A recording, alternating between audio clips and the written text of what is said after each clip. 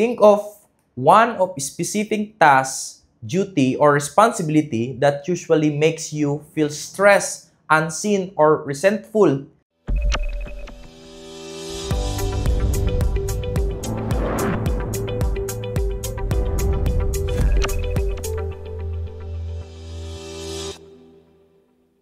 Hi there!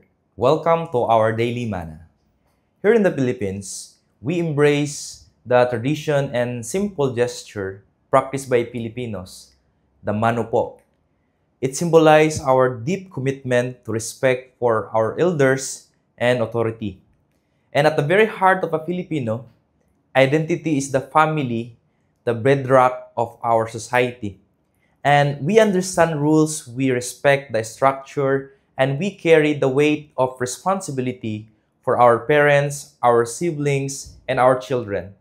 And yet, sometimes the burden of tradition and the pressure of expectation can feel overwhelming. We may fulfill our duties as a wife, a husband, a child, or an employee out of mere duty or even fear, not out of joy. When traditions alone dictates our rules, relationship can become heavy, unfair, or even resentful. Here's the thing. Apostle Paul, writing the Colossians, provide a guide for how to live out this family and social structure. He transformed these rules from mere cultural law to spiritual opportunity. He doesn't destroy the structure, but he redirects the motivation. Let's read Colossians chapter 3, verses 18, chapter 4, verse 1. Wives, be subject to your husband as is fitting in the Lord. Husbands, love your wives and do not be embittered against them. Children, be obedient to your parents in all things, for this is will-pleasing to the Lord.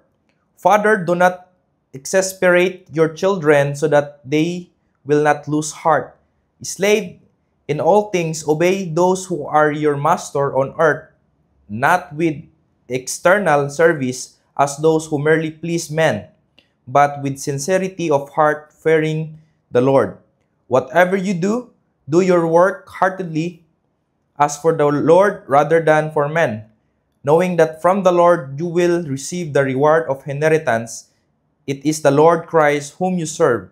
For he who does wrong will receive the consequences of the wrong which he has done, and that without partiality. Master, grant your slaves justice and fairness, knowing that you too have a master in heaven. May the good Lord bless the reading of his word. Paul gives instruction for the three most common relationships. And what are those? Wives, husbands, children, parents, and servants or master. The beautiful and surprising thing is that Paul always speaks to both sides of relationship, which was wonderful for his time, making this rule giving and receive in return. For example, while the wife or the child is told to obey, the husband or father is immediately told to treat them with love, fairness, and gentleness. So this means that the person in power has the strongest duty to Christ. The real key to understanding this passage is the praise asked for the Lord. The commands are not meant to be done for your spouse, your boss, or your parents, but for Jesus Christ himself. This changed every task, every act of obedience, and every act of kindness into an act of worship. It means that the quality of your duty is measured by Christ's standard, not by what people expect. And it guarantees that all your work has dignity because your real master is God.